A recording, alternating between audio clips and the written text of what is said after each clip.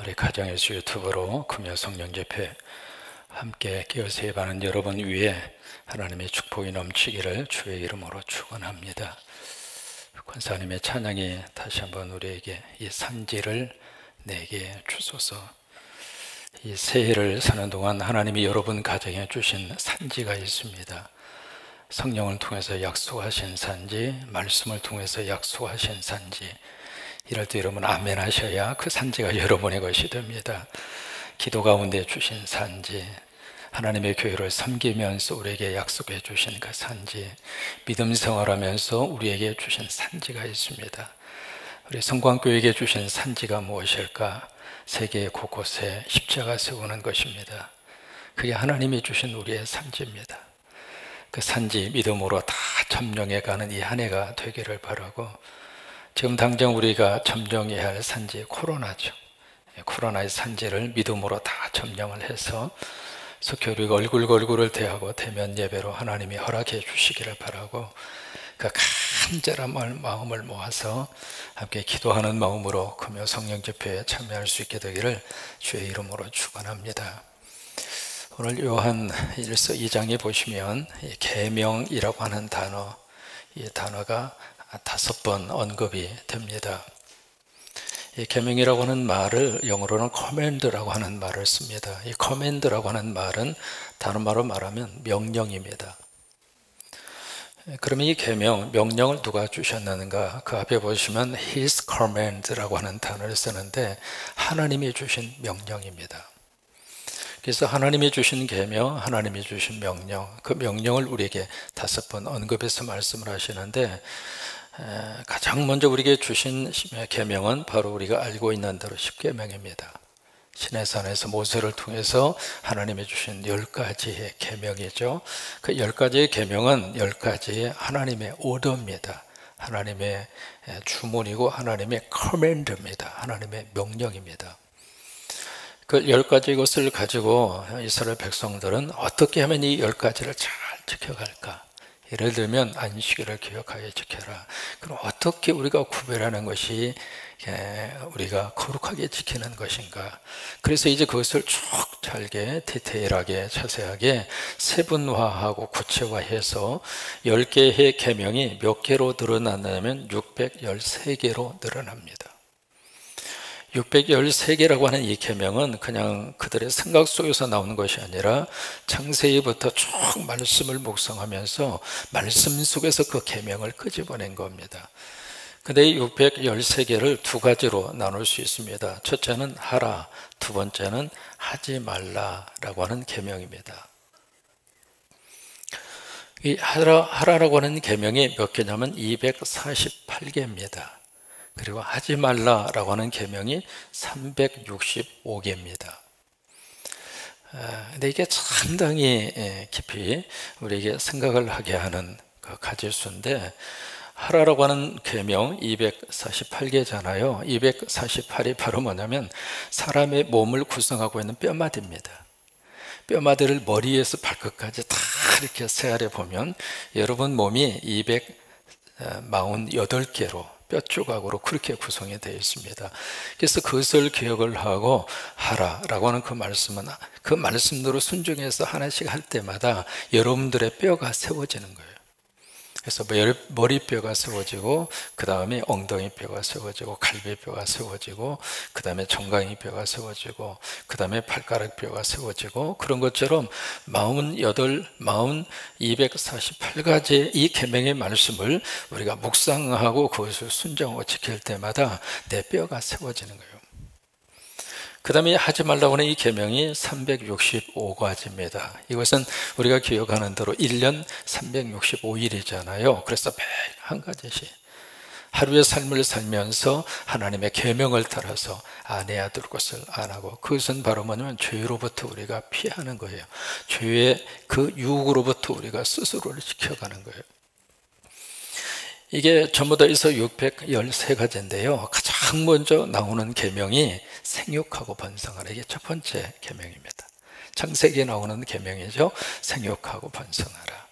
여러분 그 말씀대로 이 한 해를 사는 동안 하나님이 복 주셔서 하나님의 은혜 가운데 생육하고 번성하시고 잘 잘 되는 복이 있게 되기를 바라고, 작년보다 금년에 더 하나님께서 여러분들에게 복을 부어주시기를 바라고, 이게 하나님이 주시는 우리에게 축복입니다. 생육하고 번성하라. 이것이 첫 번째 계명의 말씀이고, 가장 마지막에 613번째 계명이 바로 뭐냐면 토라, 율법을 지키고 율법을 써서 간직하라. 그게 가장 마지막 613번째 계명입니다. 그러면 이 두 가지 613개를 예수님은 어떻게 우리에게 말씀을 하셨는가? 두 가지로 요약을 합니다. 그것이 마태복음 22장이죠. 두 가지로 요약을 하는데, 첫째는 하나님을 어떻게 해요? 하나님 사랑으로. 그 다음에 두 번째 이웃 사랑으로. 이 두 가지로 예수님이 이것을 요약을 합니다. 그러니까 10개의 계명이 세분화해서 613개가 됐잖아요. 613개의 계명이 두 개의 계명으로 압축이 되는 겁니다. 근데 이 두 개의 계명을 하나로 딱 우리가 압축을 하면 뭘로 결론이 나느냐면 사랑으로 결론이 납니다. 그러면 하나님의 계명의 가장 중요한 본질은 무엇인가? 사랑입니다. 이것이 이제 요한 1서에서 다루고 있는 말씀의 그런 내용입니다. 그래서 앞에 요한 1서 2장 1절에서 10절까지 주고 있는 말씀의 그 내용이 바로 뭐냐면 너희가 계명을 아노니, 여기서 이제 새 계명을 너희에게 말한다, 그렇게 말씀하시죠. 그 새 계명이라고 하는 것은 새로운 것이 아니다. 이미 너희가 알고 있는 것이다. 그 알고 있는 것이 바로 무엇인가? 옛 계명이다, 그거예요. 너희들이 어렸을 때부터 배웠고 너희들이 어렸을 때부터 교육을 받아서 이미 알고 있는 내용이다. 그러니까 새로운 계명이 아니다, 그거죠. 그러면서 그 계명의 중요한 포인트가 바로 사랑인데, 결국 이 계명은 무엇인가? 우리가 계명을 지킨다고 하는 것은 형제를 사랑하는 거예요. 그것이 계명을 지키는 것입니다. 그래서 한번 해보실까요? 계명을 지키는 것은 형제를 사랑하는 것이다. 그 말씀을 사도 요한이 1절에서 10절까지 그 내용을 쭉 말씀을 하시고 있습니다. 결국 무엇인가? 하나님이 원하시는 것은 믿음으로 하나가 된 이 공동체가 서로 사랑하고, 특별히 지금 같은 시국에는 서로 사랑의 깊은 관계성이 유지가 되지 않으면 이 어려운 시기를 견디기가 너무 어렵습니다. 답답하기도 하고 외롭기도 하고. 지금 집에서 이렇게 갇혀서 지내신 분들이 한두 분이 아닙니다. 우리 젊은 분들은 물론 이제 조금 핸드폰을 익숙하게 다루는 분들은 유튜브라도 통해서 예배를 드리지만, 연세 드신 분들은 그것조차도 하지 못해서 지금 말 그대로 가슴 속에 너무 하나님의 교회를 향한 그리움과 그 다음에 고독함과 외로움 속에 좀 빠져 있습니다. 이번 주부터 우리가 새해 신방을 시작을 했습니다. 오늘까지 해서 약 한 250가정 정도, 지금 1, 2, 3, 4 교구가 새해 신방을 했습니다. 다녀와서 이야기를 들어보니까 어떤 분들은 손을 붙잡고 막 울더라는 거예요. 여러분, 그 심정은 참 얼마나 교회에 가고 싶고 또 목사님들을 만나고 싶고 이렇게 와서 위에서 기도해주고 신방해주고, 이제 그 모습을 보면서 너무 마음속에 깊은 뭐라 표현할 수 없는 그런 감정이죠. 그래서 이제 그런 모습을 보인다고 하는 이야기를 들었습니다. 여러분, 계명은 무엇인가? 거창한 게 아닙니다. 형제를 사랑하는 것이 계명을 지키는 거예요. 그러면서 오늘 12절로 14절에 보시면은 여기에 세 가지 종류의 사람들이 쭉 그렇게 기록이 되어 있습니다. 자녀들이 나오죠. 12절에서 14절까지. 이제 세 가지 종류의 그 사람들이 나오는데, 첫째가 자녀들이 나오고요. 그 다음에 두 번째로 누구냐면 아비들이 나옵니다. 그리고 세 번째는 청년들이 나옵니다. 우리가 이 순서를 가만히 이렇게 보면 순서가 왜 이렇게 됐을까? 그 생각을 할 수 있잖아요. 그러면 이 순서는 무슨 순서냐면 영적으로 성숙한 단계의 순서입니다. 여기 자녀들이라고 표현되어져 있는 이 부분은 이제 막 신앙생활을 시작한 사람들이에요. 그래서 이분들은 예수 그리스도를 통해서 죄 용서 받은 확신이 있는 사람. 그러니까 처음에 교회에 오셔서 믿음 생활하면서 가장 감격이 바로 뭐냐면 내 죄를 용서받았다. 그 어디에서도 내 죄를 용서해 줄 수 있는 곳이 세상에서는 없거든요. 근데 그것 때문에 때로는 양심의 가책 때문에 너무 힘들고, 그래서 누구도 그것을 해결할 수 없는데 교회에 딱 오니까 예수님이 내 죄를 해결하셨다, 이게 믿어지는 거예요. 여러분, 그것이 믿어지는 것이 신앙생활의 출발입니다. 그래서 내 안에 나를 꽉 짓누르고 있었던 그 무거운 돌멩이가 치워지는 거예요. 그리고 나를 답답하게 얽어매고 있었던 과거의 잘못한 그 죄, 잘못한 행동, 잘못한 모든 과거의 사건으로부터 내가 해방되는 것을 느낍니다. 그러니까 여기 아이들, 자녀들은 바로 그것을 경험한 분들이에요. 신앙생활에 이제 막 시작을 한 믿음의 초보자들, 그들이 지금 자녀들아 그렇게 부르고 있습니다. 여기 이제 아비들아는 바로 누구냐면 하나님 아버지를 알고 있는 사람이에요. 그래서 이 아비들은 어떤 분들이냐면은 이단에 와서 막 흔들어도 흔들리지 않는 성숙한 믿음이 있는 사람, 그것을 아비들아 그렇게 말하고 있는 거예요. 여러분, 믿음이 자녀들의 수준에서 벗어나셔서 아비들의 단계까지 올라가시기를 바랍니다. 항상 자녀들 속에 머물러 있지 말고 그냥 하나님 앞에서 주 용서받는 것으로 감사하고, 그저 용서받은 것으로 감격하고 용서받은 것으로 만족하고 거기서 끝나면 안 돼요. 그 상태에서 영적으로 이렇게 올라서셔서 마귀와 사탄이 와서 여러분들을 막 미혹하고 힘들게 했을 때에도 끄떡하지 않고 흔들리지 않고 하나님 아버지 꽉 믿음으로 붙잡고 사는, 그게 아비들의 단계입니다. 그 다음에 세 번째로 이 청년들아, 이 단계는 바로 뭐냐면 이 단계에서 조금 더 한 단계 성숙을 해서 앞장서서 마귀와 사탄과 싸우는 그런 용기 있는 신앙. 그러니까 이 청년들의 신앙을 가지면은요 결코 수동적으로 마귀와 사탄을 대처하지 않습니다.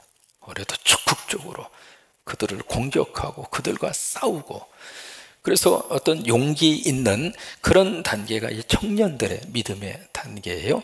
그래서 이 요한 사도는 이 세 가지 단계를 쭉 말씀을 하시면서 지금 이들에게 뭘 주고 있느냐면 칭찬을 주고 있는 거예요. 12절로 14절의 말씀이 격려하고 칭찬하고. 여러분, 세상에서 가장 좋은 권면은 칭찬입니다. 우리가 생각했을 때 권면하면 잘못한 것을 막 지적을 하고 부족한 것을 자꾸 옆에서 나무라고, 뭔가 좀 여기까지 올라갔으면 좋겠다 싶은 것을 잔소리를 하고 그것을 권면이라고 생각할지 모르지만 가장 좋은 권면은 칭찬이에요. 따라서 한번 해보시겠어요? 칭찬하세요. 칭찬하세요. 칭찬하세요. 그게 최고 좋은 권면이에요. 여보, 지금 잘하고 있어. 조금만 더 잘하면 더 감사하겠어. 여러분, 위로하고 칭찬하세요. 칭찬이 가장 좋은 권면입니다. 교회 안에서도 우리 성도들 사이에 서로 위로하시고 격려하시고 꾸중하고 나무라는 것은 누구든지 할 수 있습니다. 그런데 믿음 안에서 우리가 할 수 있는, 여기 계명을 지켜가는 우리들에게 있어서는 형제 사랑이잖아요. 그 사랑의 마음으로 그 형제들이 세워지기를 원해서 우리가 할 수 있는 가장 좋은 권면은 칭찬하는 거예요. 격려하고 세워주고 칭찬하고. 그래서 12절 14절의 말씀이 바로 그 말씀이에요. 그 다음에 15절에 가서 보시면은 뭐라고 말씀을 하시는가? 15절에서 18절까지 말씀을 하시냐면 이 세상을 어떻게 하는가? 세상을 어떻게 하라고 그랬죠? 사랑하라고 그랬어요? 사랑하지 말라고 그랬어요? 사랑하지 말라고. 15절 말씀부터 그 말씀을 여기서 해주고 있습니다. 세상을 사랑하지 말라. 그러면서 여기 이생의 자랑, 육신의 정욕, 안목의 정욕 세 가지를 이야기하고 있잖아요. 세 가지를 이야기하시면서 이 모든 것은 하나님께로부터 온 것이 아니다. 그러니까 여기서 기억해야 할 내용이 있습니다. 그러면 세상을 사랑하지 말라. 그럼 우리가 염세주의자로 살라는 말인가? 세상하고 완전히 담을 쌓고 세상은 세상이고 나는 나고 그렇게 해서 스스로가 자기 속에 갇혀서 어떤 염세주의적인 그런 생각을 가지고 살아라, 그런 말씀으로 세상을 사랑하지 말라, 그렇게 말씀하시는 것인가? 그건 아니에요. 여기서 하나님이 말씀하시는 것은 바로 나를 향하신 뭐가 있느냐면 하나님의 목적이 있고 나를 향하신 하나님의 사명이 있습니다. 그러니까 이거예요. 그러니까 나를 향하신 하나님의 거룩한 목적이 있어요. 그런데 그것을 붙들고 사는 사람은 세상에 살면서도 세상 속에 속하지 않습니다. 가장 중요한 것은 이 세상의 것을 사랑하지 말라, 그 말씀은 과연 이것이 하나님께로부터 온 것인가? 이것이 나를 향하신 하나님의 목적인가? 내가 이 세상에서 정말 의미 있게 살아갈 수 있는 나를 향하신 하나님의 사역인가? 그것을 우리가 붙들고 살면 인생이 그렇게 행복합니다. 힘들고 힘들지 않고 그 차원이 아닙니다. 이게요, 어떤 참 이 사역을 하면서 느끼는 것 가운데 하나가 하나님이 기뻐하는 일을 하면 피곤하지 않습니다. 고달프다고는 생각을 하지 않습니다. 왜냐하면 나를 향하신 하나님의 목적이 거기에서 발견되기 때문이에요. 그러니까 이것이 하나님께로부터 온 것이냐, 그 질문을 통해서 하나님께로부터 왔다고 생각한다면 이 땅에 살지만은 세상에 속한 것이 아니에요. 세상을 사랑하는 게 아닙니다. 한 가지 예를 들면 우리가 돈을 벌어야 되잖아요. 두 가지로 볼 수 있습니다. 돈이 목적인 경우 있을까요, 없을까요? 분명히 있습니다. 돈 자체가 목적입니다. 그 목적을 이루기 위해서 부진내를 씁니다. 그 사람은 세상을 사랑하는 사람입니다. 왜요? 돈이 목적인 인생은 하나님께로 온 것이 아닙니다. 만약에 그것이 우리 삶의 목적이라면 그 목적을 이룩한 것을 가지고 그 다음 우리 인생 가운데 하나님이 허락하시는 은혜와 축복이 함께 따라와야 돼요. 근데 반드시 그런 건 아니거든요. 그러면 이 돈을 우리가 벌면서도 돈 그 자체가 목적이 아니라 그 너무 하나님께로 온 것이 목적인 경우가 있습니다. 예를 들면 그 돈을 하나님으로부터 받아서 그 돈을 가지고 어떻게 하는가? 나누고 베풀고 쓰고. 아멘도 안 하시는데 사실은 그것만 내 겁니다. 내 입으로 들어간 것만 내 거예요. 맛있는 거 차려놓을 수는 있어요. 비싼 것 테이블에다가 많이 갖다 놓을 수 있습니다. 그런데 그거요, 내가 입맛이 없어서 내가 먹지 못하면 그건 내 거가 아닙니다. 내가 먹어야 내 거예요. 쓰는 것만 내 겁니다. 만약에 그렇게 산다면 그분은 돈이 아니라 하나님의 거룩한 목적을 위해서 살고 있는 바로 하나님의 사람이에요. 오늘 요한사도를 통해서 우리에게 그 말씀을 하시고 있는 겁니다. 그러니까 땅에다가 목적을 두지 말고 하나님이 주시는 나를 향하신 그 목적, 그것을 붙잡고. 스벌전 목사님이 설교할 때 성도들이 그렇게 설교를 했어요. 여러분, 할 수 있는 대로 하나님의 복을 받으셔서 돈 많이 버세요. 그러니까 모두가 다 아멘 했죠.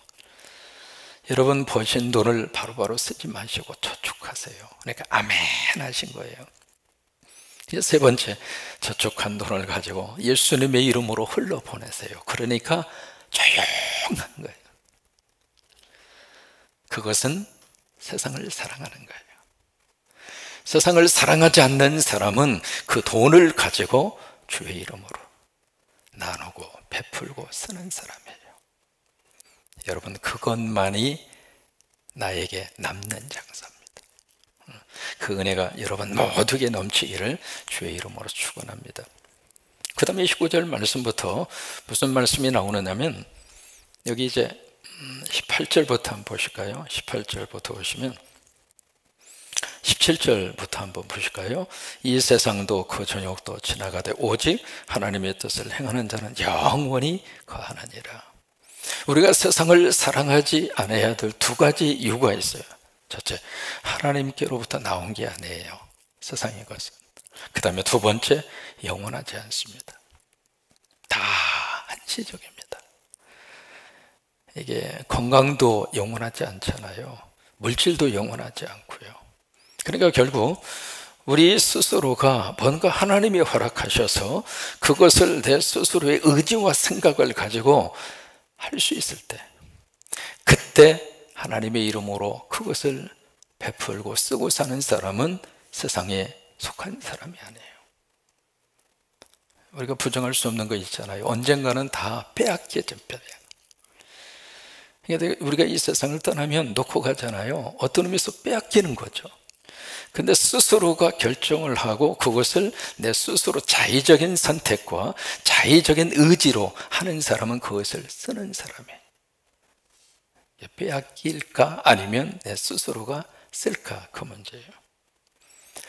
그러면서 18절 말씀에 여기 이제 마지막이라고 하는 단어를 두 번 쓰고 있습니다. 18절을 보시면 함께 있습니다. 아이들아, 지금은 마지막 때라. 적그리스도가 오리라고 하는 말을 너희가 들은 것과 같이 지금도 많은 적그리스도가 일어난다니, 그러므로 우리가 마지막 때인 줄을 아노라. 이 마지막이라고 하는 단어가 두 번 나오거든요. 그러면 이 단어를 우리가 보면서 무슨 생각이 드느냐면, 2000년 전에도 마지막, 지금도 마지막, 그 언제가 마지막이냐 이 말. 성경에 보시면 너희가 이 세상 떠나기 전에 내가 다시 오는 것을 볼 자도 있느니라, 그렇게 말씀하시잖아요. 그러니까 지체하지 아니하고 내가 속히 오리라. 잠시 잠깐 오면 오리라고 하신 그분이 속히 오리라. 그런데 그 말씀대로 이 마지막이라고 하는 단어가 2000년 전이나 지금이나, 그럼 언제가 마지막인가? 이 마지막이라고 하는 단어에는 두 가지의 뜻이 있습니다. 첫째는 광의적 의미의 그 마지막이 있고요, 그 다음에 협의적 의미의 마지막이 있습니다. 이 광의적 의미에서의 마지막이라고 하는 것은 예수님의 초림이 있죠. 그리고 예수님의 재림이 있어요. 이 모든 것을 통틀어서 마지막이라고 그런 거예요. 이것을 광의적 의미에서의 마지막이라 그렇게 말하는 거예요. 그 다음에 협의적 의미에서의 마지막이라고 하는 것은 예수 그리스도의 재림을 말합니다. 그 재림이 협의적 의미에서의 마지막입니다. 근데 예수님의 재림에 대해서 예수님조차도 그때와 그 시를 모른다 그랬어요. 그러니까 모르고 마지막을 우리들이 살고 있는 거예요. 그러니까 이 말씀을 이 요한 사도 입장으로서는 사실 매 순간순간이 우리들에게 있어서는 마지막이죠. 오늘 금요 성령 집회, 오늘이 마지막이죠. 그죠? 오늘이라고 하는 이 집회는 더 이상 안 오거든요. 그러니까 매 순간순간이 어떤 의미에서 마지막인 그런 자세를 가지고 우리가 살게 되잖아요. 그래서 마지막이라고 하는 단어를 여기 요한 사도는 두 번씩이나 반복해서 이렇게 말씀을 하고 있습니다. 그러면서 19절 말씀에 그 말씀을 하고 있습니다. 읽습니다. 그들이 우리에게서 나갔으나 우리에게 속하지 아니하였나니. 그들이 누구냐면 지금 사도 요한이 쓰고 있는 중요한 편지를 쓰게 된 이유가 있어요. 그것이 바로 이단들이거든요. 그때 이단들이 누구냐면 영지주의자들이에요. 저 시간에 말씀드린 것처럼 영지주의라고 하는 그 사상 속에 들이 푹 빠져 있어서 그렇게 해서 수많은 사람들이 거기에 유혹을 받습니다. 여기 영지라고 하는 말이 영적인 지식이라는 뜻이거든요. 여러분, 기독교는 구원은 믿음으로 받는 거잖아요. 지식이 아니라 믿음으로 받는데 영지주의자 입장에서는 그렇게 말하지 않아요. 우리가 특별한 하나님의 영적 지식을, 그것을 깨달은 사람만 구원을 받을 수 있다. 그런데 그 영적인 지식은 누가 아는가? 특별한 하나님의 선택받은 소수의 사람만 그 영적인 지식을 알게 된다고요. 그러니까 이 지식을 모르는 사람은 모두가 다 무지하다 그런 거예요. 근데 묘하게도 이 영지주의 속에 많은 초대교회 성도들이 그쪽으로 쏠려간 거예요. 그래서 이단이 많이 그렇게 빠진 거예요. 빠졌는데 19절 말씀이 바로 그거예요. 그 이단에 빠져서 그들이 그쪽 속으로 들어가게 됐는데 그들이 우리에게서 나갔으나 같이 있었는데 한 그룹이 쑥 하고 빠져나갔다 이 말이에요. 나갔는데 우리에게 속하지 아니하였나니, 소속 자체가 처음부터 달랐다 그 말이에요. 여기서 우리가 한 가지 깨달을 수 있는 게 있습니다. 같은 교회 하나 있지만은 소속이 다른 사람들이 있을 수 있구나. 그것을 우리가 깨닫는 거예요.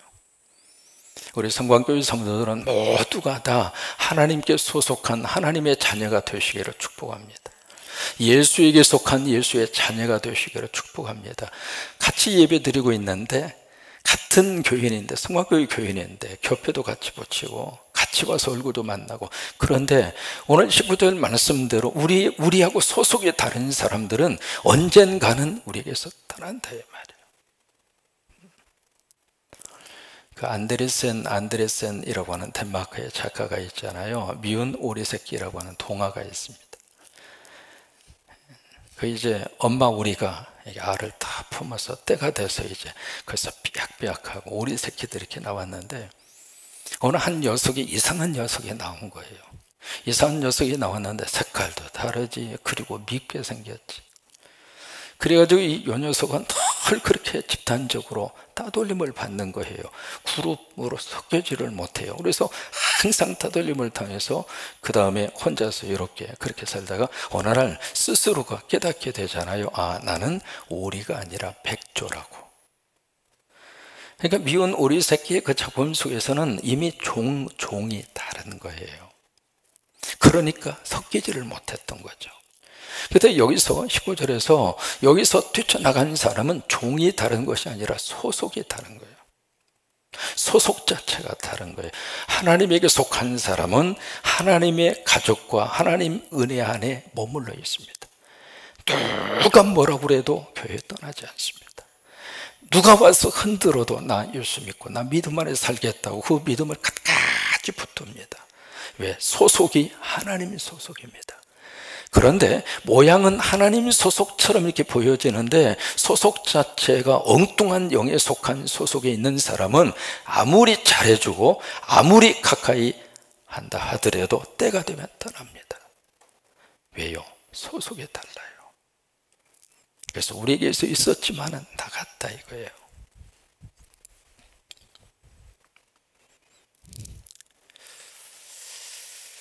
그러면서 여기 21절 말씀, 20절, 21절 말씀, 20절을 한번 읽습니다. 너희는 거룩하신 자에게서 기름 부음을 받고 모든 것을 아느니라. 거의 안다고 하는 말의 표시를 한번 해보시고요. 21절, 내가 너희에게 쓰는 것은 너희가 진리를 알지 못하기 때문이 아니라 알기 때문이고 또 모든 거짓은 진리에서 나지 않기 때문에. 왜 이 말씀을 하실까? 이것 때문에 이 말씀을 하고 있는 거예요. 영지주의 때문에. 너희가 지금 알고 있다 그거예요. 영지주의자들은 너희들은 지금 모른다고 하는 거예요. 특별한 영적 지식에 대한 깨달음이 없어서 너희들은 그 영적 지식을 지금 모르고 있다, 무지하다, 그러면서 성도들을 미혹했거든요. 근데 요한은 아니야, 너희들이 무지한 게 아니야. 이미 너희들은 알고 있어. 하나님도 알고 있고 성령님도 알고 예수님도 알고 있고 진리도 알고 있고 계명도 알고 있고 그래서 여기에 알고 있다고 하는 말을 그렇게 쓰고 있는 거예요. 영지주의에 대한 반박입니다.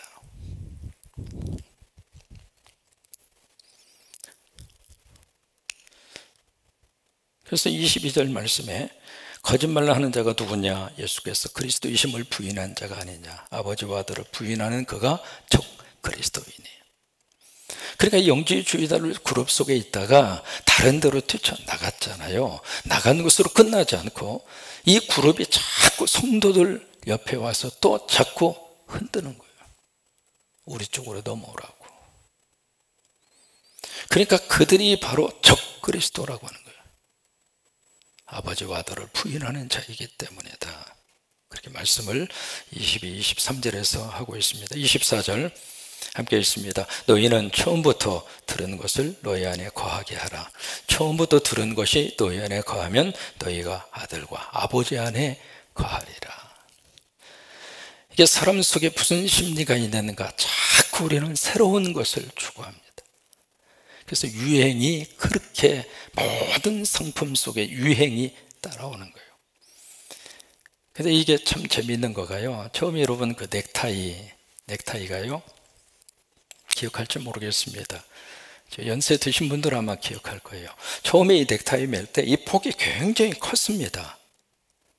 아시나요?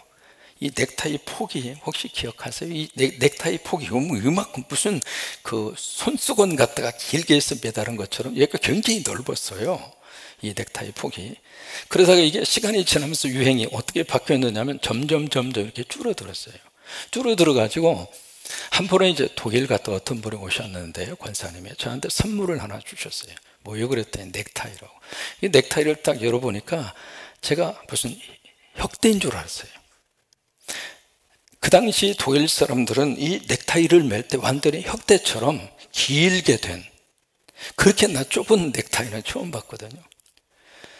그러니까 이게 참 유행이라고 하는 게 넓었다, 줄었다, 넓었다. 결국 유행은 돌고 돌아서 제자리에 오는 거예요. 근데 모든 사람들에게 있어서는 어쨌든 자꾸 새로운 것을 원해요. 여러분 핸드폰 얼마나 쓰기 편해요. 근데 이게요, 1년 지나고 2년 지나면 또 갈아요. 이게 지금 전체적인 하나의 트렌드 같은 거예요. 그러니까 유행을 따라가지 않으면 마치 뒤처진 사람으로 인식하고 제대로 못 사는 것처럼 광고가 그렇게 우리를 세뇌를 시키고 있는 거죠. 그래서 자꾸 새로운 거, 뭔가 다른 거, 최신 유행, 그것을 자꾸 추구하게 만들어요. 그런데 믿음은 무엇인가? 믿음은 그게 아닙니다. 믿음은 새로운 것을 쫓아가는, 유행을 쫓아가는 그런 트렌드는 신앙이 아닙니다. 믿음이란 무엇인가? 처음부터 들은 거예요. 24절 말씀이 그거잖아요. 처음부터 우리가 들은 것이고, 처음부터 우리가 배운 것이고, 처음부터 우리가 붙은 거예요. 그것을 끝까지 붙들고 가는 것이 믿음이에요. 그러면 처음부터 들은 것이 바로 무엇인가? 여기서 이제 강조하고 있는데요, 신앙생활하면서 가장 처음부터 듣고 처음부터 붙들은 것이 바로 무엇인가? 바로 십자가입니다. 그래서 바울이 그 고백을 하잖아요. 나는 오직 예수 그리스도의 십자가 외에는 꺼내놓을 것이 없다. 그러니까 우리는 처음에도 십자가고, 지금도 십자가고, 다음에도 십자가고, 죽을 때도 십자가고, 그래요. 우리가 새로운 것을 추구하고 새로운 것을 유행 따라 가는 것이 아니라 처음부터 우리가 믿고 구원받고, 그리고 하나님께서 우리를 살리기 위해서 허락하신 구원의 거룩한 살림의 현장, 십자가예요. 그 십자가를 붙드는 것이 신앙생활이에요. 여러분, 십자가 붙들어서 우리가 하는 것이 바로 뭐냐면 예배입니다. 예배예요. 예배. 그래서 예배처럼 우리 믿음 생활에 있어서 가장 지금 중요한 것이 없는데, 지금 이 비대면 상황에 지금 예배 자체가 지금 정상대로 지금 예배가 이루어지지 않고 있습니다.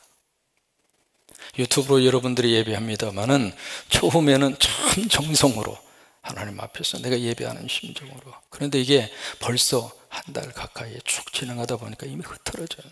어쩔 수 없어요. 유튜브로 예배하다가 저쪽에 찌개 끓이는 거가 빨리 가서 끄고 오느라고 막 그쪽으로 가죠. 예배 드리다가 저쪽에 있는 핸드폰에서 막 울리면 이거 유튜브 잠깐 소리 줄이고 거기 가서 전화 받죠. 예배 드리시다가 급한 일이 있으면 그거부터 하다가 잠깐 와서 또 예배. 이게 지금 예배가 말 그대로 신령과 진정으로 예배 드리고 있는가 봤을 때 굉장히 많이 흐트러질 수밖에 없어요. 우리가 처음부터 붙들고 있는 2000년 동안 믿음의 전통으로 쭉 왔던 것이 지금 우리에게 큰 위기를 맞이하고 있어요.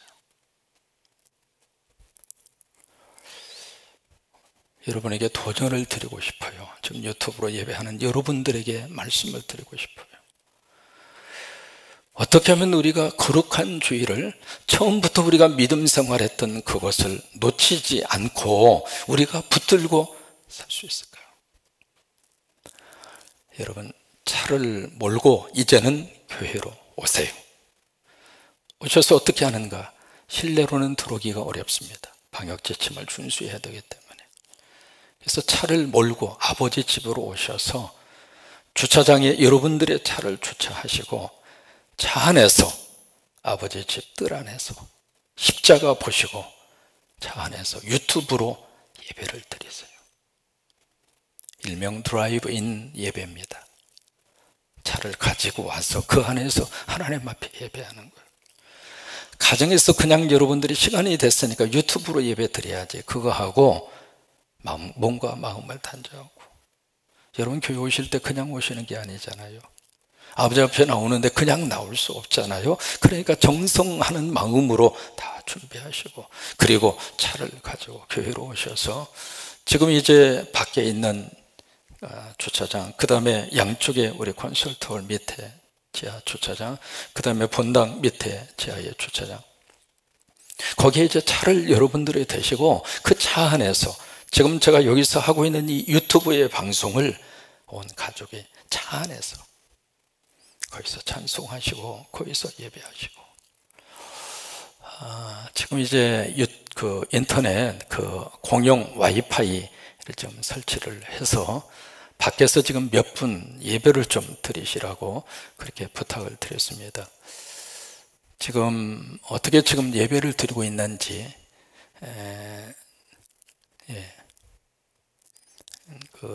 여러분들이 앞으로 좀 그렇게 꼭 차를 가지고 오셔서 이번 주일부터 그렇게 좀 하세요. 가지고 오셔서 주차장에 여러분들의 차를 놓으시고 거기서 온 가족이 동영상 유튜브로 그렇게 예배를 드리시기를 바랍니다. 우리는 어떤 일이 있어도 예배를 놓치면 안 됩니다. 처음부터 우리가 했던 거 주님 오실 때까지 그것을 붙들고 가야 합니다. 그래서 그거예요. 우리 자녀들이 직장을 잡을 때에도 이걸 꼭 좀 우리들이 기억하고 해야 할 필요가 있습니다. 직장을 잡을 때에도 이 주일 성수 문제를 확인을 해야 돼요. 만약에 그 직장에서 주일 성수 문제에 태클을 건다면 다른 직장을 알아봐라. 여러분, 우리 자녀들 주일 성수하는 우리 자녀들 굶기겠습니까? 주일 성수하는 하나님의 자녀들 세상에서 가장 꼴찌로 살게 하나님이 그렇게 내박쳐 놓으시겠습니까? 우리는 그렇게 생각 안 합니다. 그렇다면 이 가장 중요한 처음부터 붙들었던 그것을 우리 자녀들이 그 믿음의 영성을 가지고 끝까지 살아낼 수 있도록, 만약에 그런 직장이 없다면 하나님이 주신 달란트를 기억하고 가게를 하든지 창업을 하든지 마음대로 하나님 앞에 나와서 예배할 수 있는 그것을 우선적으로 붙들고 갈 수 있도록, 그렇게 우리들이 자녀들에게 신앙의 영적 유산을 물려줘야 할 책임이 있습니다. 오늘 요한은 이 문제를 우리에게 다루고 있습니다.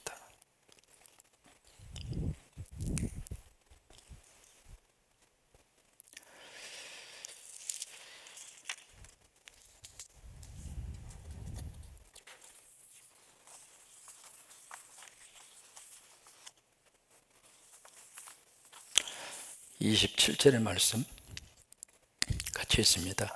너희는 주께 받은 바 기름 부음이 너희 안에 거하나니 아무도 너희를 가르칠 필요가 없고 오직 그의 기름 부음이 모든 것을 너희에게 가르치며 또 참되고 거짓이 없으니 너희를 가르치신 그대로 주 안에 거하라.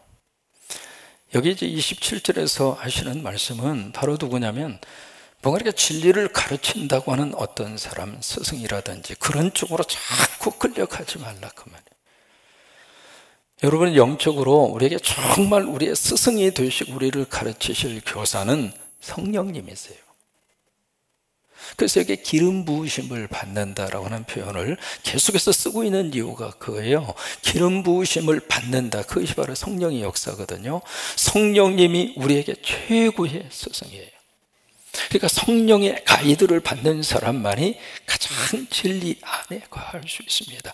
다른 영에 사로잡혀서 가기 시작하면 엉뚱한 길로 갈 수 있는 가능성이 굉장히 많은 거예요. 오직 성령의 기름 부으심을 받고 성령님의 가르침을 받고 성령님의 최고의 스승님이십니다.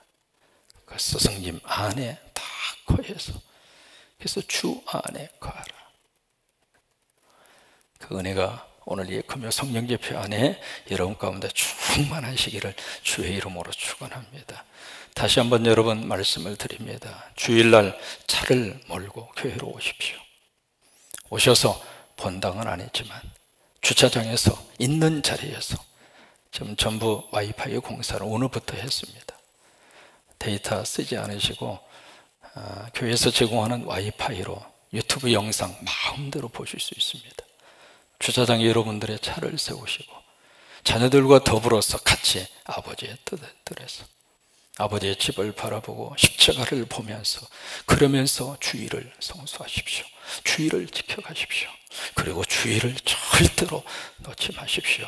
왜 그럴까요? 이게 2000년 기독교 역사의 믿음의 뿌리입니다. 이 믿음의 뿌리가 흔들리면은 우리는 걷잡을 수 없이 세상의 세파에 휘말려 갈 수밖에 없습니다. 그러기에 처음부터 가졌던 믿음의 그 전통을 끝까지 붙잡고